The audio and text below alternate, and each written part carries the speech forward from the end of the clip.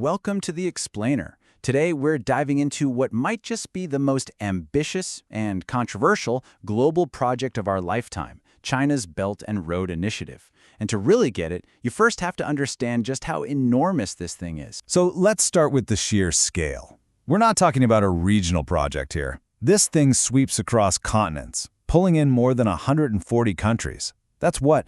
More than 2/3 of the nations on Earth. It's huge. And the money behind it? Well, it's just staggering. The best estimates put the total investment at over $2 trillion. That makes it, by far, the biggest infrastructure and development project in all of human history. So, on the surface, they're building ports, railways, pipelines, physical stuff. But the real question, the one we're going to unpack today, is this. What is China really building? Is it just about infrastructure, or is this about something else entirely? To figure that out, let's start with the official story.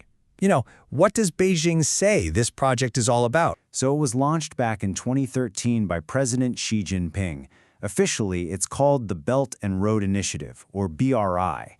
The name is meant to bring to mind the ancient Silk Road, and the stated goal is to create these massive economic corridors and maritime superhighways that connect China to, well, basically everywhere. But here's where it gets really, really important to see the difference. The ancient Silk Road, that was an organic thing, a decentralized web of trade routes that grew over centuries. The modern BRI, though, it's the polar opposite.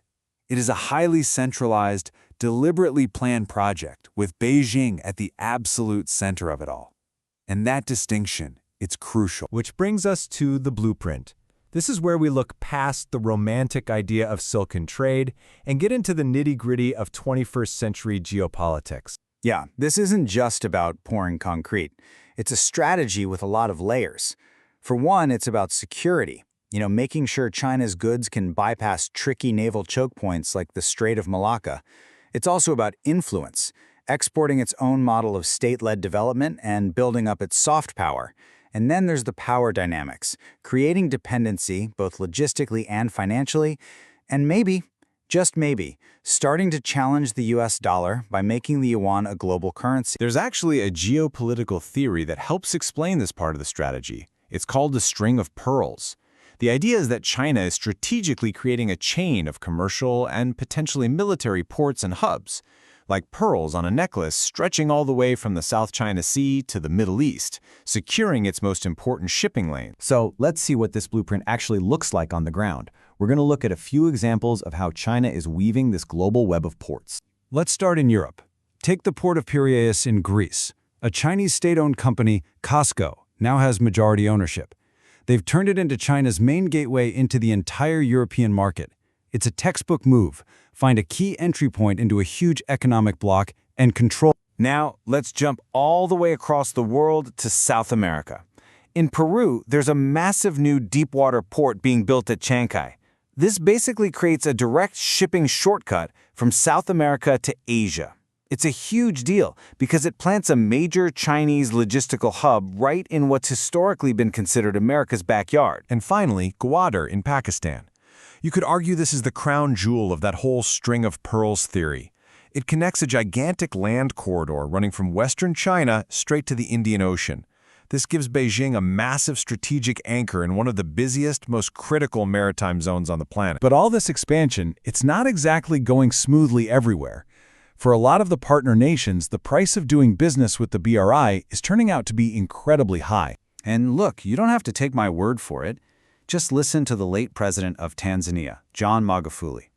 He was talking about a $10 billion port project China wanted to finance, and he said the loan conditions were so bad that, quote, only insane people would accept them. So Tanzania suspended the project. Now for the most infamous case of all, Hambantota Port in Sri Lanka. The story is a simple and pretty devastating three-step timeline.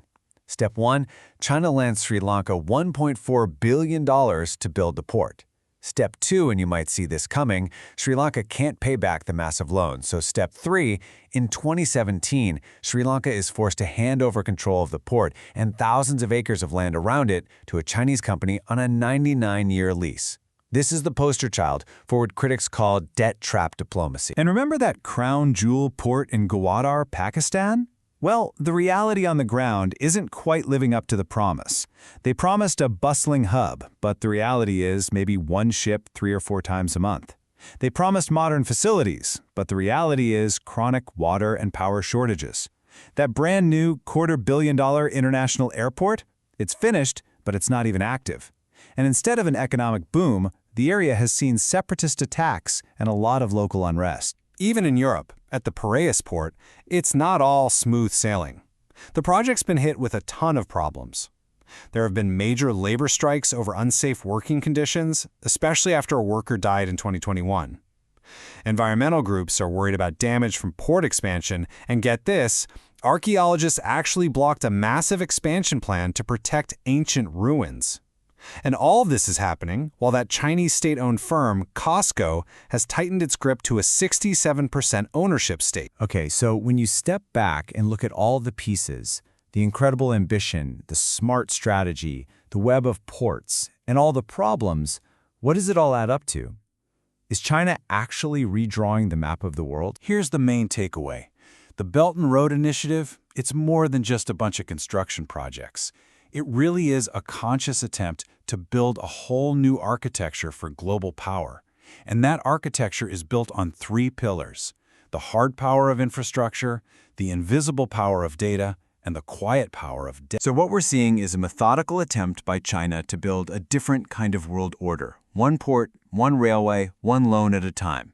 And as that new order begins to take shape, it leaves all of us with maybe the most important question for this century.